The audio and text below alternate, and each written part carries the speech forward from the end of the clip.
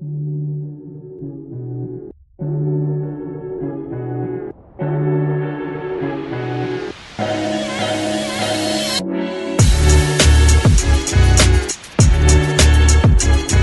tudo bem? Esse é o podcast do Publish News. Conversamos aqui toda semana com pessoas que fazem a diferença no mercado editorial e livreiro. A DBA Editora já tem uma história consolidada no mercado brasileiro.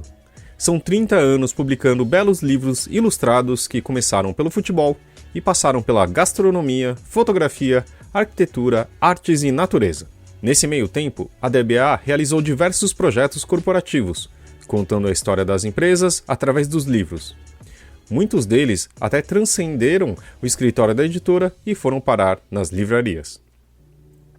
Mas após 3 décadas, um novo selo editorial chegou para realizar uma vontade antiga da casa editorial: publicar literatura. E assim nasceu a DBA Literatura, dedicada, como o próprio nome já adianta, à literatura plena, mais especificamente à ficção contemporânea. A proposta do selo é publicar autores inéditos no Brasil e que são conhecidos em países como Coreia, Portugal e Argentina. A conversa do episódio de hoje é com Alexandre Doria Ribeiro, fundador da DBA, que conta em detalhes a história da sua editora e dos desafios de manter e ampliar a casa editorial. Esse podcast é um oferecimento da MetaBooks, a melhor e mais moderna plataforma de metadados. Agora, ainda mais essencial do que nunca. E já ouviu falar em POD, impressão sob demanda? Nossos parceiros da Livro são referência dessa tecnologia no Brasil, que permite vender primeiro e imprimir depois, reduzindo custos com estoque, armazenamento e distribuição. Com o POD da Livro, você disponibiliza 100% do seu catálogo sem perder nenhuma venda. Esse é o programa número 137, do dia 28 de setembro de 2020, gravado no dia 24. Aqui é Fábio Rara e estou com Thalita Facchini e Maju Alves. Vamos ouvir a nossa entrevista? Estamos aqui com Alexandre Doria. Tudo bem, Alexandre? Como vai? Bem, Fábio. Prazer em estar aqui. Prazer é nosso. Primeiro eu queria contar que já são 30 anos da DBA, é isso? Como que foi esse caminho até chegar em 2020, esse ano tão desafiador? Foi um caminho longo, muito experimental. Eu tenho uma formação de arquiteto e de planejador urbano, e uma hora da minha vida, há uns 30 anos atrás, eu quis sair dessa atividade um pouco técnica, né? E quis fazer alguma coisa na área de cultura.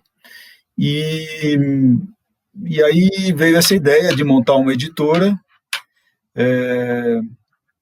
Foi um começo meio difícil, mas foi assim, aos trancos e barrancos, como diz o Darcy Penteado, né? E foi indo. No começo, a gente tinha uma atitude um pouco mais heróica, eu queria dizer assim. Dou um exemplo: nós fizemos muitos livros de futebol, sobre futebol, né? Uhum. E os livros grandes. Então eu comecei a fazer o livro do São Paulo, do Palmeiras, do Corinthians, do Santos e tal. E eu digo heróico porque naquela época a gente meio que ia atrás dos patrocinadores, e os patrocinadores eram os mesmos patrocinadores que eram os dos clubes. Uhum. E a gente não atentava muito para questões tão importantes hoje em dia como a questão dos direitos autorais.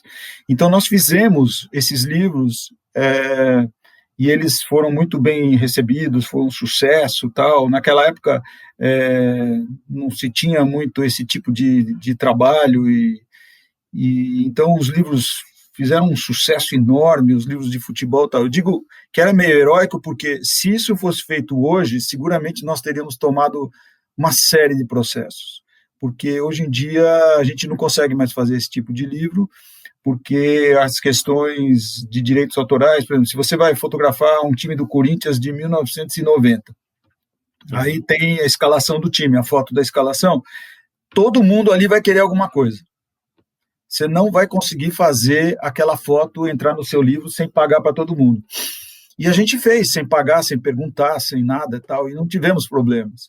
Quando a gente foi querer reimprimir, alguns anos depois, porque os livros tiveram muito sucesso,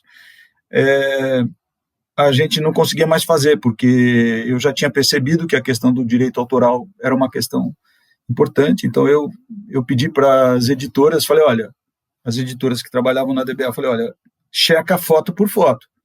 E quando foi checar foto por foto, naquele momento a gente percebeu que não dava para fazer.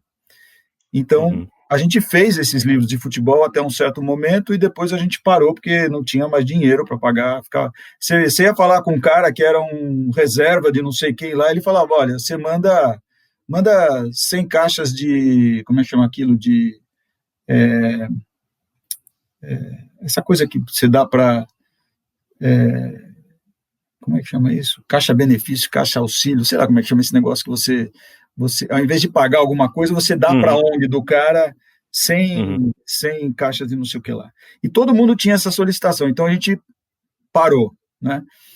E aí essa parte do futebol, eu continuei fazendo muito futebol também, só que era mais livros, mais de biografia, o livro do Tostão, o livro do Friedreich, o livro de um monte de gente bacana também, e fiz muito livro de gastronomia, de todos os chefes mais importantes da época, Luciano Boccedia do Fasano, o livro da Ofélia, o livro do Charlot, o livro do Olivier Anquier, enfim, uma série de livros bacanas a gente fez, e também foi um nicho que a gente abriu. Depois a gente abriu também um nicho muito legal de livros de natureza, dos parques nacionais brasileiros, livros muito bonitos, trabalhamos com Araquém Alcântara, com um monte de fotógrafo bacana. Muitos livros de fotografia também entraram nessa época, nesses 30 anos, Cristiano Mascaro, Cláudio Edinger, Cássio Vasconcelos, Márcio Scavone, Thomas Farkas, enfim, Cláudio Andujar, enfim, muita gente bacana, muitas coisas de arquitetura também, né, o livro do Sig, o livro do Cláudio Bernardes, enfim, muitos arquitetos. Enfim, a DBA, nesses 30 anos, conseguiu fazer vamos dizer assim, um catálogo muito bacana de livros, chamados livros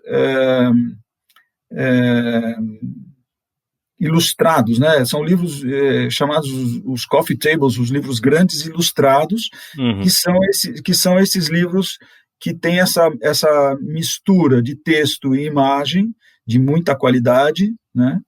E também tem essa coisa dos formatos grandes, que são capa dura, que são papel couché, bem diferente da situação de livro de literatura, né? Isso é para falar um pouco, depois a gente pode falar mais um pouco também. Ou seja, são livros muito bem editados, né? Que dá para colocar ali numa coleção. E que nem você falou, os primeiros livros de futebol que quem comprou, comprou. Quem não comprou, agora que você não tem como reeditar por conta dos direitos das fotos, torna meio que uma relíquia, né? Verdade, eles são muito, principalmente esses de futebol, são muito procurados na internet, são muito procurados nos sebos e tal, e eu tenho alguns guardados, e às vezes assim eu tenho que pegar um e dar para uma pessoa que, sabe, quase está tendo um treco lá, porque sabe que eu fiz o livro e não tem o livro do Palmeiras e não sei o que e tal. Mas é uma pena, porque eu adoraria fazer de novo, eu adoraria reimprimir, mas não tem condição. Não tem, assim, precisa ter muito dinheiro, você vai ter que gastar muito dinheiro, e quando você gasta muito dinheiro, depois você vai ter que fazer o livro ficar muito caro, aí não dá certo. Porque também os seus livros são muito bem acabados também, tem isso de você, são todos livros 4 cores, com capa dura, formatos grandes, né, também. Como que você consegue fazer essa equação de tornar um livro que seja acessível para um público com essa qualidade em termos gráficos, né, de objeto? Tinha uma situação, e essa situação continuou até um certo tempo atrás, que era um pouco uma ideia de Um livro que eu queria muito fazer e que era muito caro e muito difícil de fazer,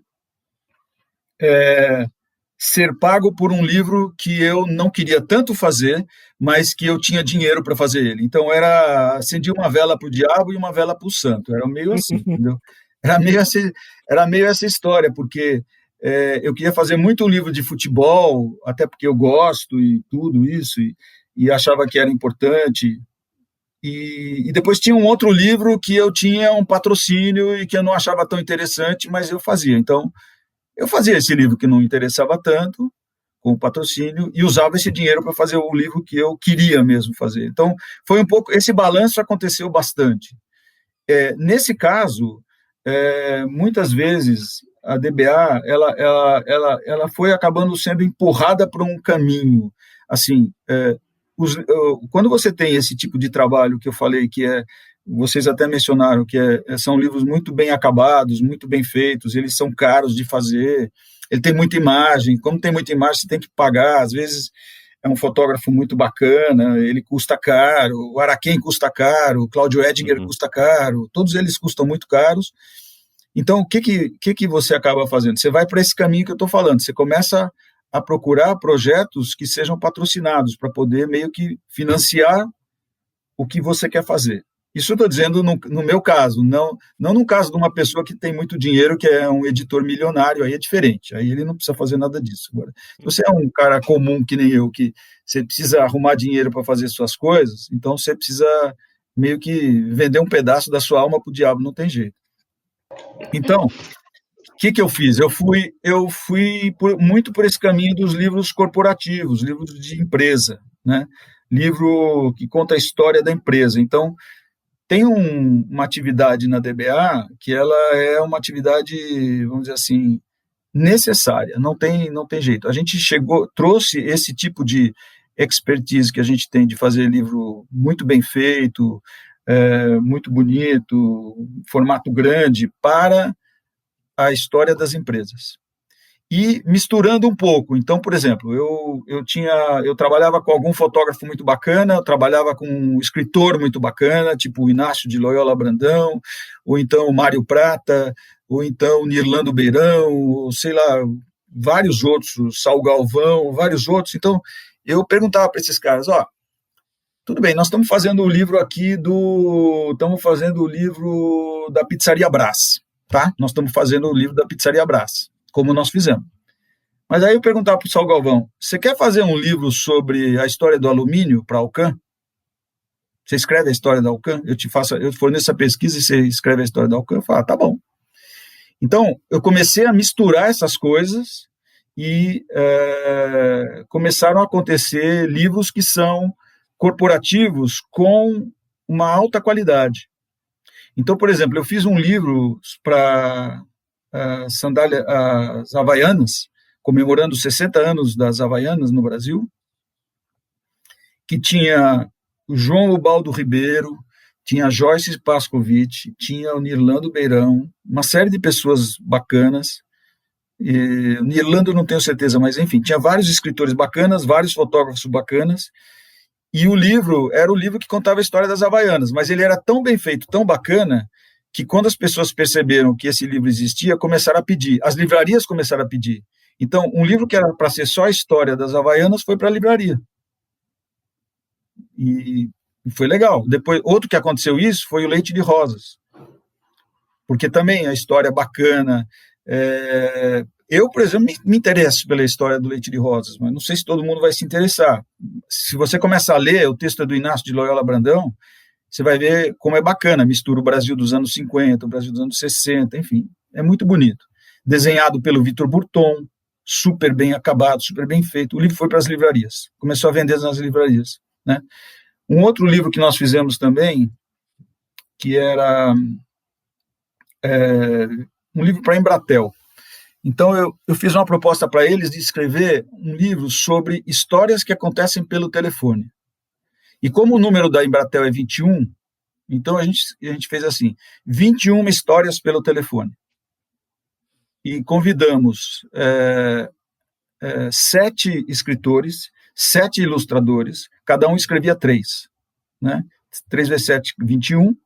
Então, tinha 3 histórias do Inácio de Loyola Brandão, com 3 ilustradores, cada um fazendo uma ilustração de um conto dele. E assim foi indo também. Então, esse também foi para a livraria. Outro que nós fizemos é um livro sobre a Ecovias, né? É um livro sobre a Via Dutra. Então, nós pegamos um fotógrafo e um escritor, e cada um pegava um ônibus ou um carro e vinha. Um começava do Rio para São Paulo e outro de São Paulo para o Rio, se encontrava no meio, conversava e continuava a viagem. Eles fizeram isso, né? E resultou num livro também, que não lembro como é que é o nome do livro, mas é um livro sobre a Dutra. Tá? Então, eu fui fazendo esses livros corporativos e misturando um pouco a minha experiência de editor de livros de arte para fazer os livros de histórias de empresa.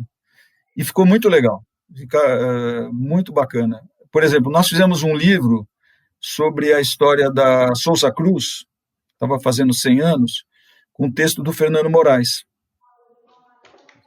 Ficou muito bonito também, é um livro lindíssimo.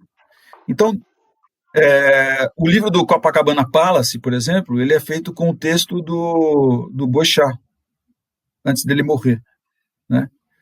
E também foi para a livraria, é um livro que vende até hoje nas livrarias. Então é isso, a história da DBA é essa. A DBA, como editora de livros de arte, teve que fazer essa mistura porque, como eu disse antes, a não ser que eu fosse milionário, coisa que eu não sou, eu conseguiria pagar isso tudo, porque é muito caro. E como é que surgiu a ideia de criar agora o selo DBA Literatura? Por que vocês sentiram essa necessidade que estava faltando algo? DBA Literatura vem de uma coisa que é o seguinte,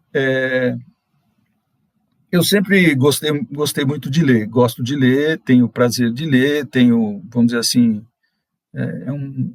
eu diria que é um hábito solitário, porque hoje em dia não sei nem se é muita gente que gosta de ler, a leitura hoje é muito rasa e muito rápida, né? E eu nunca tive, como é que chama, o dom, o mesmo dom que eu tenho para fazer a DBA como uma editora de livros de arte, eu não tenho como uma pessoa que sabe procurar um bom texto para publicar, porque aí a situação é muito mais difícil. Aí realmente tem que dar a mão palmatória para os editores, tanto brasileiros quanto estrangeiros, porque para você achar um texto para editar, é uma agulha no palheiro. Como que você vai saber o que é bom e o que não é bom? Você pode gostar, mas o fato de você gostar não quer dizer que é bom. Eu já gostei de muita coisa que as pessoas falam, nossa, que lixo, isso que você lê é uma porcaria, não serve para nada. E eu achava que seria bom, né? E o editor falou, não, de jeito nenhum, isso aí tá louco, uma porcaria. Mas eu me identifiquei, gostei e tal, né? Então eu sempre quis ir por esse caminho também, eu senti um pouco dessa falta, e eu tentei uma vez com uma coleção que a DBA fez, também foi meio heróica, assim, chamada Risco Ruído. Essa coleção tinha 6 títulos, e a ideia de Risco Ruído vem do seguinte: risco são escritores novos que você está confiando pela primeira vez. Então você não sabe se vai dar certo, é um risco. E ruído são escritores que são bons e que não tiveram o devido reconhecimento, que ainda fazem um certo barulho, mas ninguém presta atenção. Então era uma coleção que tinha metade de gente nova e metade de gente antiga, né? Eu fiz essa coleção, ela tinha todas as características dos livros da DBA, só que em formato de literatura. Quero dizer isso assim, ele é muito bem cuidado, completamente fora do padrão dos livros de leitura normal, de tão bem feito que era. Tinha corte de faca na capa, tinha os desenhos capa a 4x4 cores, com lombada invertida, super bonitos e tal, livros muito bonito mesmo. E custou caríssimo, foi um esforço enorme para pagar para mim, e, assim, não foi bem lançado, não teve o cuidado que toda essa operação tem que ter, né? Então, foi assim uma coisa que ficou no vazio. Isso aconteceu há uns 15 anos atrás, 10 anos atrás, sei lá. Uma pena, porque até hoje ainda as pessoas falam dessa coleção, mas foi uma tentativa que não deu certo. Aí agora, quando chegou na pandemia, eu continuava com essa ideia. Eu falei, puxa vida, eu sempre quis fazer isso, né? Eu sempre quis ter um selo de literatura, né? Não precisa ser literatura. Aí, de novo, vem a questão: você precisa ter muita bala na agulha para poder contratar um escritor do primeiro time. Você não vai conseguir fazer isso, e até porque ele já está em outra editora, e se você tiver que contratar ele, você vai ter que pagar a multa de saída e tudo, é demais. Então, o que tem que ser? O que você tem que ter? Você tem que ter alguém do teu lado que saiba fazer isso que você acha legal, mas não consegue fazer. Ou seja, o que a gente chama de um editor, ou um scout, alguém que faça esse trabalho, né? E eu, só fazendo um parênteses, eu viajei durante muitos anos, durante 20 e tantos anos, eu fui para Frankfurt, todo ano para a Feira Mundial do Livro. E a Feira Mundial do Livro, ela é uma feira de direitos autorais. Eu cheguei a comprar alguns livros lá, cheguei a vender alguns livros lá, mas sempre muito difícil. Na verdade, é uma feira de direitos autorais de literatura, não tanto de livros de gastronomia, não tanto de livros de fotografia, desse tipo de coisa. Então, eu via as coisas, é como se você tivesse uma criança numa loja de brinquedo, olhando através de um vidro, mas você não pode pegar, você não sabe bem quanto custa, nem sabe o que é melhor, o que não é melhor. Então, eu, como editor, ficava olhando. Eu precisava de alguém para fazer isso, né? Aí, quando chegou na pandemia, eu pensei, bom, eu vou tentar esse caminho de novo. E uns dias antes da pandemia, isso foi engraçado, eu estava almoçando perto do meu escritório e eu vi que na outra mesa tinha um amigo meu, editor, uma pessoa que tinha feito alguns trabalhos comigo, acho que alguns livros de futebol, e eu levantei e fui até ele e falei, olha, desculpe interromper o seu almoço, mas você está trabalhando? O que você está fazendo? Falei, eu estou numa editora, assim, assim, assim.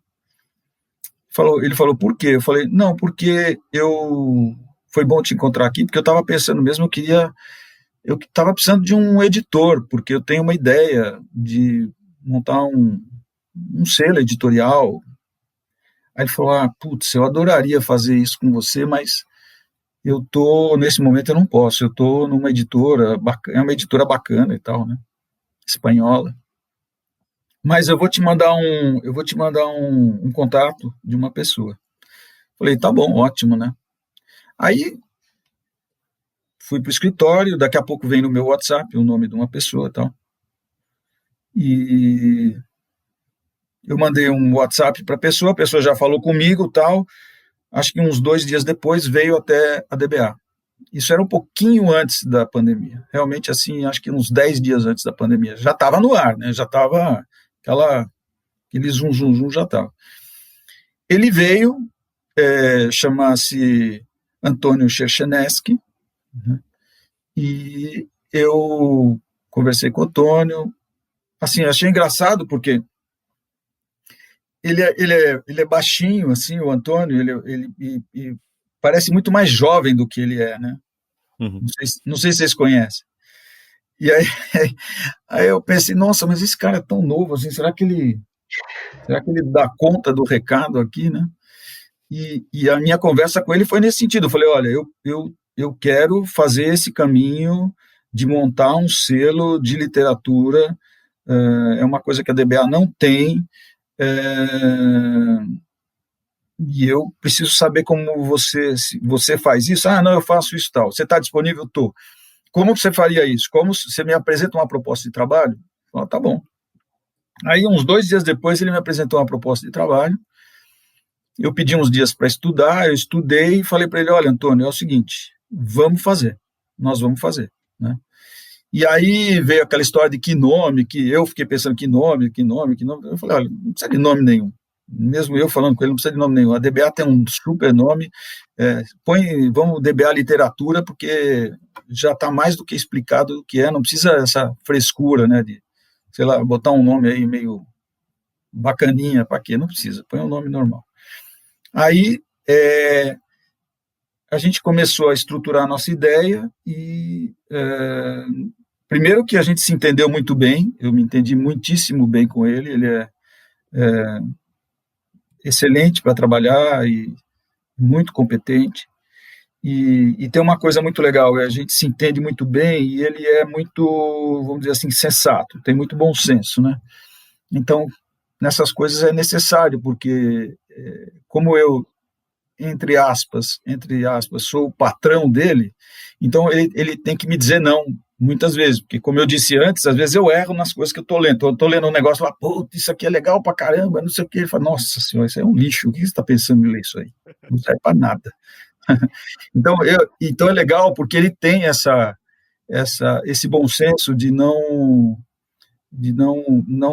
entrar pela formalidade e sim pela, vamos dizer assim, o que a gente precisa aqui. Então, nós fizemos um plano, é um plano de 6 títulos até o fim do ano, quer dizer, a gente começou isso mais ou menos março, abril, maio, assim, a gente já estava rolando com as coisas, então a gente estabeleceu 6 títulos até o fim desse ano, né?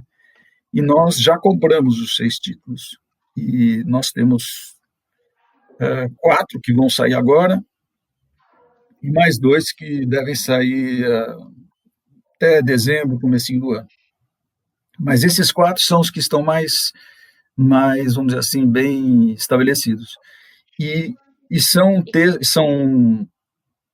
livros muito bacanas, esses que a gente conseguiu, eles têm toda uma variação editorial, no sentido de que é gente jovem, é gente interessante, se não é jovem, é gente que teve uma posição interessante no mundo, na vida, reconhecidamente de muito boa literatura, e sempre fazendo aquele balanço que eu falei no começo, dando os passos do tamanho que a gente consegue dar, né? Não adianta chegar lá e falar, não, vamos comprar o Philip Roth. Não temos milhões para comprar. A gente tem X dólares para comprar.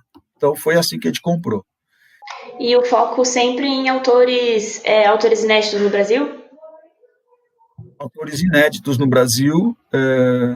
Alguns são muito reconhecidos fora do Brasil. Então, quando a gente começou a olhar, a gente viu e a gente tentou fazer um mix de que tivessem autores e autoras negras e negros e tal, mas como isso está sendo muito buscado nesse momento, às vezes é difícil você conseguir, né? A gente está agora olhando com cuidado. Teve até engraçado, e volta nessa história que é importante uma pessoa que não tenha medo de me dizer as verdades. Eu fui e procurei um autor negro americano muito interessante, comecei a ler, gostei, falei para ele ler, ele começou a ler e ele falou, é bom, mas não serve para a gente, né? E é engraçado você ter alguém referencial, né? É como se você tem um técnico de futebol, você precisa ter um técnico bom que fala, não é por aí, não é por aqui, faz certo, blá, blá, blá, entendeu? E ele é esse cara, porque também não adianta você ter um escritor negro ou uma escritora negra e o texto é uma porcaria, não serve, entendeu? Então, assim, o que a gente tem nesse momento? Nesse momento nós temos uma escritora anglo-francesa, nós temos um escritor argentino jovem, nós temos uma escritora coreana jovem também, nós temos um escritor português jovem, e, enfim, é um mix que eu estou muito satisfeito, é muito interessante. Esse português, falando dele, é muito, vamos dizer assim, singular para mim, porque eu sou de origem portuguesa, né? Meu pai é português, nasceu no Porto, e minha mãe é baiana italiana. Então, e eu tenho família lá no Porto, e eu vou, sempre que dá, eu vou. E eu conheço bem os portugueses, né? Os portugueses têm aquela coisa assim de eles serem meio pessimistas e melancólicos, né? Então é uma coisa assim, para baixo, ainda mais no Porto, né? Que o Porto, então, é a cidade que seria mais parecida com São Paulo, nesse sentido de que, assim, tem meio uma garoa, os caras meio encapotados, assim, o São Paulo do começo, né? Hoje em dia já é diferente, mas tem esse frio, né? E esse escritor, que chama João Reis, a história toda é que a noiva dele vai embora e larga ele lá no Porto. E então ele já é, como português e lá do Porto, já é melancólico, meio deprimido, né? Então aí que o cara fica mais assim, né? Aí ele começa, o texto é quase que uma viagem pelo pensamento dele. E é um pensamento é uma pessoa que está o tempo todo olhando a vida de um jeito assim meio reclamando de tudo, reclama. Mas no meio ele é engraçado. Então essa reclamação é muito engraçada, é uma coisa, é engraçado no meio, porque você percebe um pouco como a gente é. Nós também temos essa coisa, nós todos, seres humanos, né, que a gente fica olhando para as coisas e meio, puta, o que isso vai acontecer comigo? O que essa mulher está fazendo? Olha aquele cara naquele ônibus, puta, que saco, aquele cara, pô, será que esse cara não vai sair da frente, entendeu? Fica essa conversa mole na cabeça, e depois vem as coisas engraçadas. Então a gente pegou esse texto e nem adaptou para o português, é um texto de português de Portugal. Qual o nome do título? É A Noiva do Tradutor.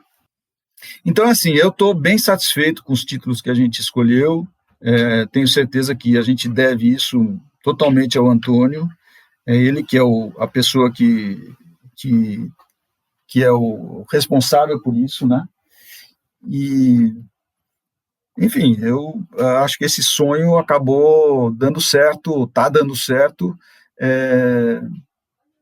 muito assim, acho que talvez porque eu seja um taurino teimoso, né? A gente está aqui, né, gravando no dia 24 de setembro, na quinta-feira. Teoricamente, amanhã sai uma notícia, não sabemos ainda, mas a questão da livraria Cultura, que pode ter um final bem complicado. Talvez, depende de como acontecer em termos jurídicos ali, né? Pensando só, voltando para o mercado, que a gente está falando com o pessoal do mercado editorial, como que a DBA conseguiu navegar por esses mares esses anos complicados, principalmente com a Saraiva, a Cultura, e agora com essa crise econômica? Pelo visto, você, além de ser teimoso, também é um otimista, né? Porque também tomando novas posições em um mercado adverso, né? Conta um pouco pra gente como tem sido recentemente esses momentos. É verdade, Fábio, isso aí que você está falando é uma coisa que eu sinto na pele, porque eu conheço o Sérgio Hertz da Cultura, mas também sou, vamos dizer assim, distribuído pela Cultura. A Cultura distribui os livros da DBA, a Saraiva distribui Travessa, todas elas distribuem, Livraria da Vila, todas elas distribuem. Com a Saraiva e com a Cultura, a gente tem problemas. A gente não recebe, eles não nos pagam, mas não tem jeito. Eu tenho que colocar os livros lá de qualquer jeito, né? O meu share desse negócio não é tão grande quanto as grandes editoras que são as principais de literatura mesmo, né? Companhia e as outras, as grandes que tem por aí, né?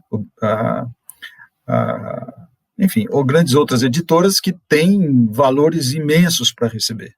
Por outro lado, quando você olha alguns gráficos e informações da pandemia, você vai ver que um dos setores o que mais cresceu é o setor de livros, e acompanhado de alguns outros setores também, né?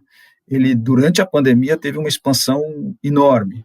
Essa expansão é do tipo, em alguns casos que eu via, de 17% a 20% de crescimento no setor. E isso, eu mesmo posso falar pessoalmente por isso. Eu tenho comprado muitos livros, eu tenho comprado tanto físicos quanto livros digitais no meu Kindle, né?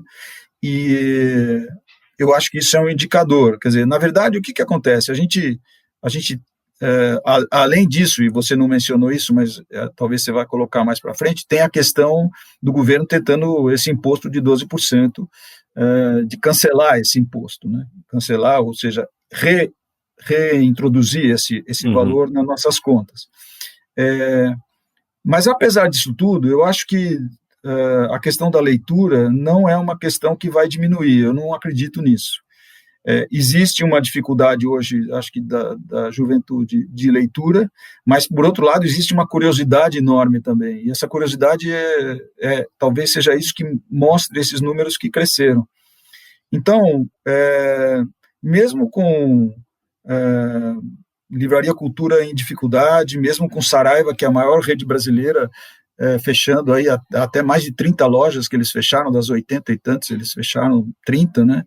Mesmo com esses problemas, eu acho que a gente vai ter um sistema bom de funcionamento de distribuição editorial.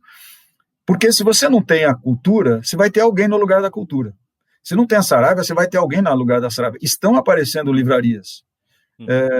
Talvez não sejam livrarias tão charmosas que nem essas, onde você ia lá e tomar um café e era tudo muito chique, tudo muito bacana, nos shoppings e não sei o quê, sabe? Uma livraria mais focada num público AA, mas tem uma cadeia de livrarias de Curitiba que é absolutamente enorme, sabe? E está ganhando todo o espaço da livraria Saraiva, está ganhando eu não lembro o nome agora, leitura, acho que é uma leitura. Eles estão ganhando todos os espaços. Então, assim, ela se tornou a maior rede, né? Atualmente é a maior rede. A maior rede. Então, eu tô, assim, nesse métier aí há muito tempo, e eu já vi muita coisa caindo e muita coisa subindo, mas eu nunca vi uma coisa tão grande como essa nesse momento, é verdade, mas eu sou otimista. Eu sou otimista. Eu acho que a compra digital também é uma compra que vai funcionar muito bem, mesmo físico ou até você comprando o texto para o seu e-book. Tá? E sobre a própria DBA durante a pandemia? Vocês conseguiram se manter? Como é que estão as vendas? Na DBA aconteceu o seguinte, o começo foi difícil, bem difícil, porque imediatamente quando eu percebi que a coisa era muito séria, e foi, acho que, como eu falei, acho que foi em março, acho que dia 15 de março, por aí, eu falei, olha, todo mundo, nós somos em 6 pessoas, eu falei, todo mundo vai para home office. Nós já fomos muito maiores, graças a Deus eu já tinha enxugado bem. Eu já tinha enxugado no sentido de que muita gente que trabalhava comigo virou fornecedor, virou satélite, continua trabalhando comigo durante todo esse tempo, né? O DBA já teve 25 pessoas e agora tinha 6 pessoas, mas o pessoal já trabalhava em casa. Então, a gente foi para casa e o que acontece? A gente tinha muitos projetos em curso desses corporativos que eu estou dizendo, né? Tinha alguns que eram os chamados projetos que vão para as livrarias, que são os culturais, e tinha projetos em curso corporativos. A gente continuou fazendo todos eles, mas a dificuldade como acho que todo mundo viveu isso, é que você tem os gastos teus continuam iguais, alguns diminuíram por questões que você conseguia acertar os salários de uma outra maneira, mas depois você tem que compensar lá na frente. Algumas pessoas entenderam a questão dos aluguéis da DBA, então passaram também a não cobrar o aluguel integralmente, mas também a gente passou, eu pessoalmente passei, eu tenho uma casa alugada, então essa casa alugada também, o inquilino falou para mim, eu vou pagar metade. Eu falei, tá bom, tem que ser, né? Eu estou pagando metade, você também paga metade. Então, a vida deu uma enxugadinha assim, e a gente passou aí uns 3 meses difíceis, bem difíceis. Aí conseguimos, vamos dizer assim,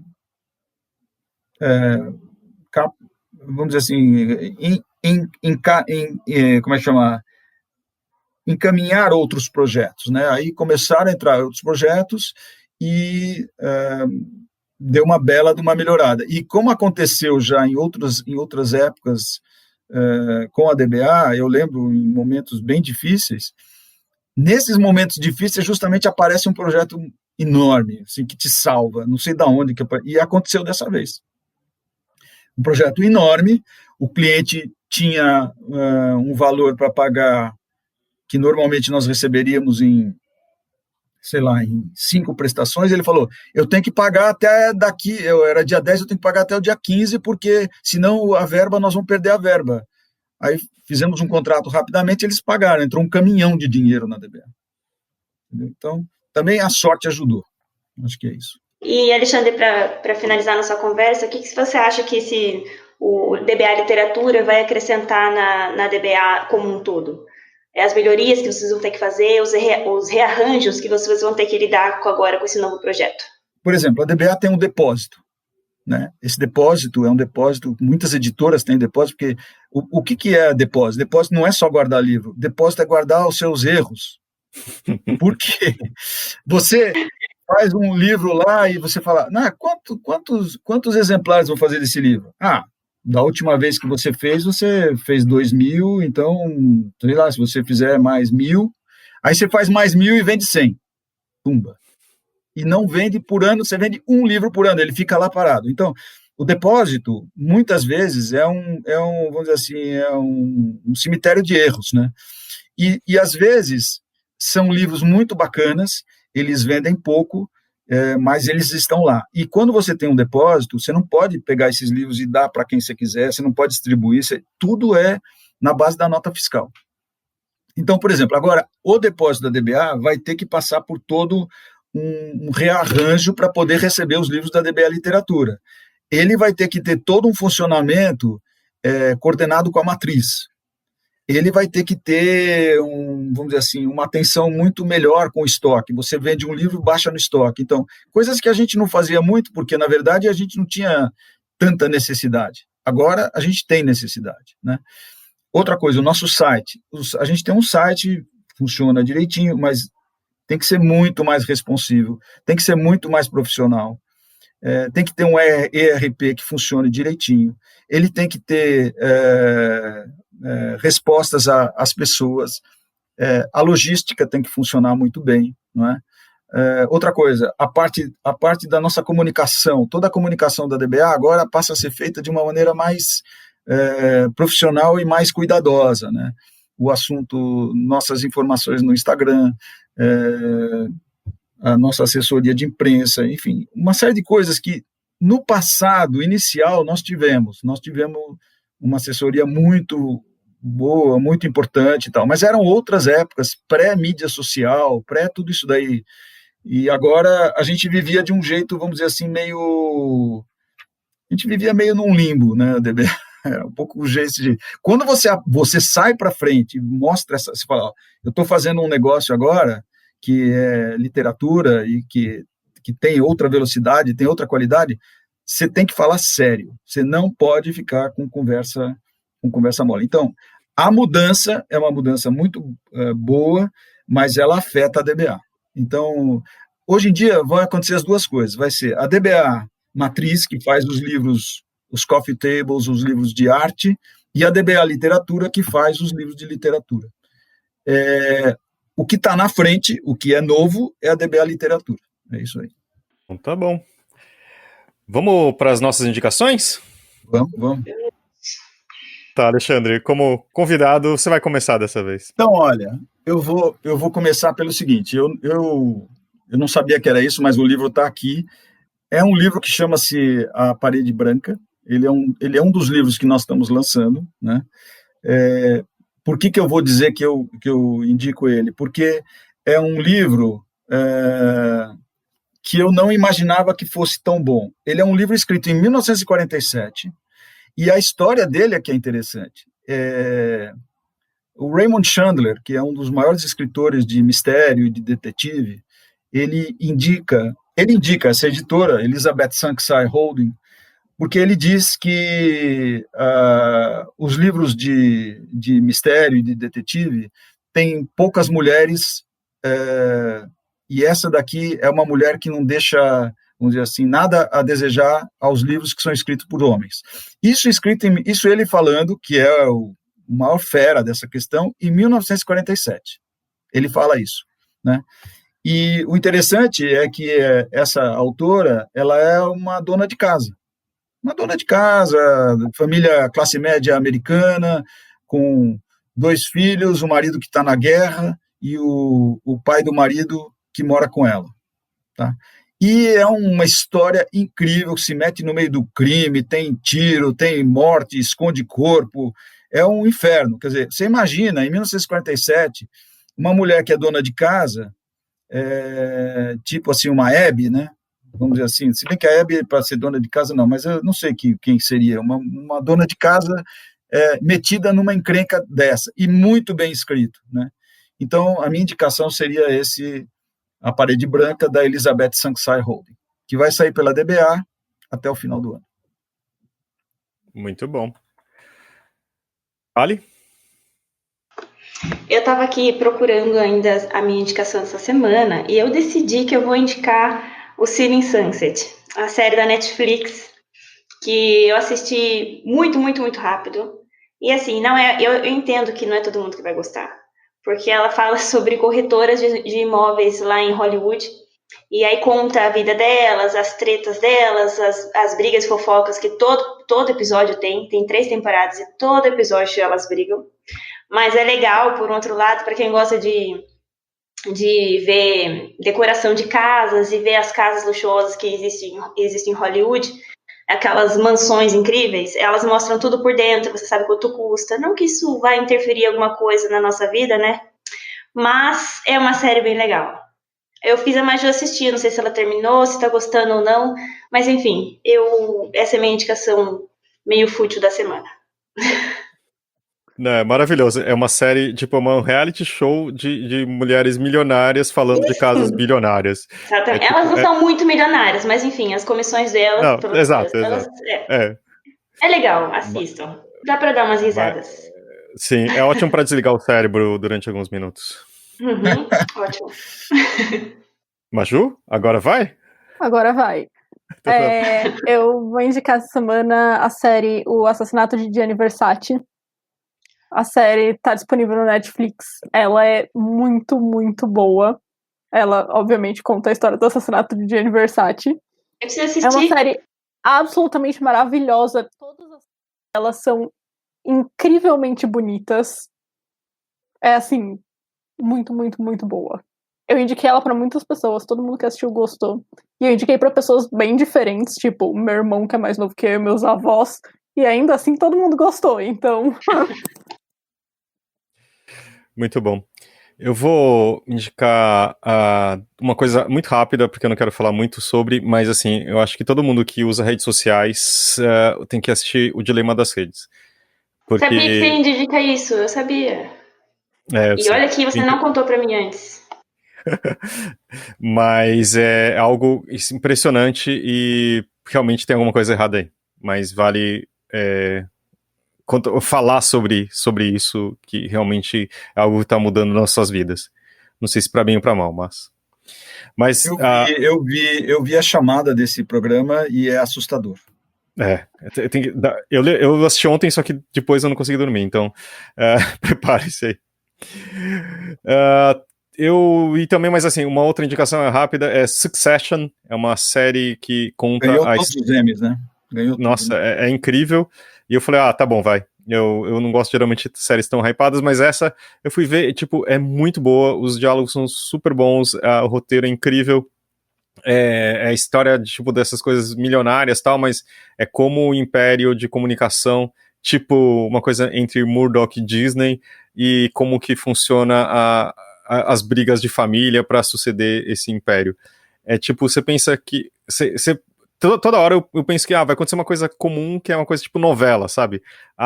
Vai ter a redenção das pessoas. Não, elas são todas canalhas, ninguém, sabe? Tipo, eu achei incrível, é muito bom. Eu vi um pedaço e a palavra que você usou tá certa, são todas canalhas, é isso mesmo.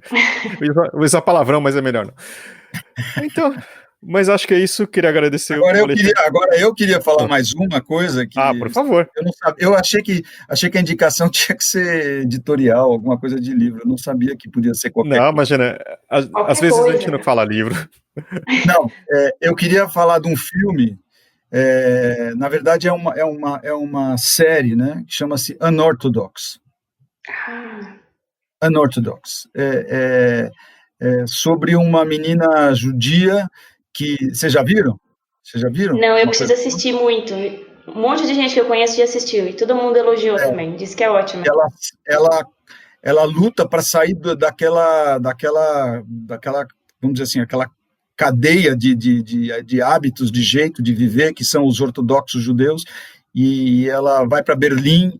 É incrível a maneira como ela vai se liberando, vai se soltando e até transforma um pouco o cara que era o marido arranjado para ela, entendeu? Então, é muito bonito. Vale a pena porque ninguém merece viver preso desse jeito. Legal. Então, tá bom. Então, temos um programa? Temos um programa. Alexandre, muito obrigado pela presença aqui. Muita sorte para a DBA Literatura. Um abraço ao Xerxes, grande pessoa. E vamos até a próxima semana, gente. Obrigado, Alexandre. Tá bom, muito obrigado a vocês. Foi um prazer. E, enfim, espero, tenho que esperar mesmo que dê muito certo. Vai dar. Um abraço, tchau. Com certeza vai. Tchau, tchau. Tchau, obrigado. Tchau.